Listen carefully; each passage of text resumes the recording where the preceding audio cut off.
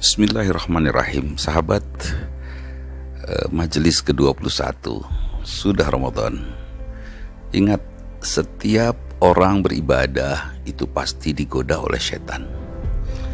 Pasangan suami istri beribadah pasti digoda oleh setan. Kalau tidak beribadah, untuk apa setan menggoda yang sudah tidak bersyukur kepada Allah? Karena orang yang beribadah adalah orang bersyukur, orang yang berterima kasih bahwa dirinya sudah diciptakan oleh Allah, dirinya dituntun oleh Allah, dirinya akan pulang kepada Allah dan ingin diterima oleh Allah. Itu orang yang beribadah, orang yang bersyukur. Setiap yang beribadah digoda setan. Karena itu surat An-Nas dan Al-Falaq itu disimpan di akhir Al-Quran.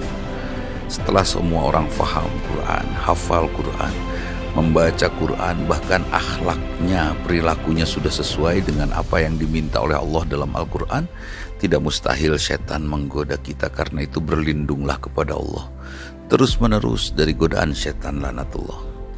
Ramadan, saatnya kita saum 24 jam setiap hari selama 1 bulan.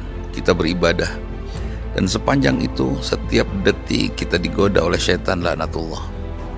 Godaan yang paling dekat, kemalasan. Godaan yang cukup luar biasa lagi, ketidakbermanfaatan kita di sepanjang kita beribadah. Duduk kita harus bermanfaat, tidur kita harus bermanfaat, ngobrol kita harus bermanfaat. Jangan sampai ada ketidakbermanfaatan, karena setan akan menggoda ketidakbermanfaatan. Kemudian setan menggoda kita untuk menghadirkan kemarahan, pertengkaran, dan lain sebagainya. Yuwaswisu fi sudurin nas. Konon setan dibelenggu di bulan Ramadan. Ya, apa yang membelenggu setan di bulan Ramadan? Motivasi kuat dari ibadah-ibadah kita. Setan tidak sanggup menggoda orang yang beribadah sangat sungguh-sungguh mengharapkan ridha Allah. Man shoma Ramadhana imanan wahtisaban ghufira lahu. Barang siapa saum dengan penuh iman, penuh rasa percaya kepada Allah, penuh harapan kepada Allah, dan semuanya ihtisaban, semua perbuatannya diperhitungkan untuk mendapatkan pahala dari Allah, setan tidak sanggup menggoda yang seperti itu. Setan mati langkah di bulan Ramadan ini, tidak mampu lagi menggoda orang-orang yang sedang beribadah. Mudah-mudahan kita termasuk orang yang beribadah, yang membuat setan tidak sanggup menggoda kita. Jangan sedikit pun kita buka pintu godaan setan dalam ibadah kita. Apalagi sekarang di tengah PSBB, ibadah santai di bulan Ramadan. Kita sudah tidak berharap ada THR, kita tidak berharap ada baju baru, karena kita juga tidak berharap ada saling berkunjung di bulan Syawal atau saat Idul Fitri. Kita coba untuk bersabar, memutus mata rantai senjata virus yang bisa saja menghancurkan kemanusiaan atau menghancurkan manusianya. Jangan dianggap enteng.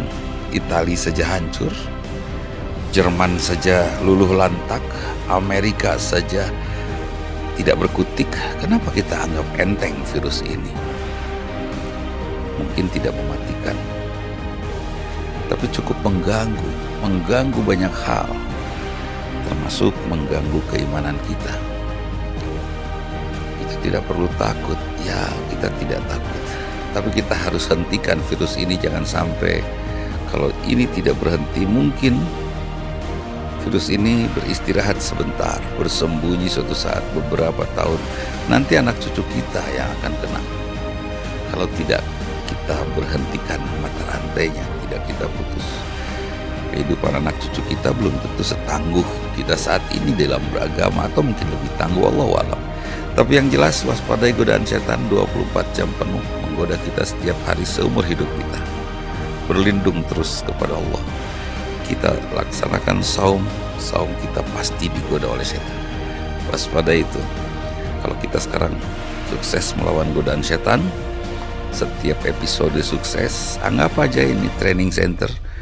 kita sedang training untuk melawan godaan setan, sehingga pada saat akhir hayat nanti, saat setan menggoda kita di ujung hidup kita, pada saat kita menghadapi syakaratul maut, kita akan menjadi pemenang.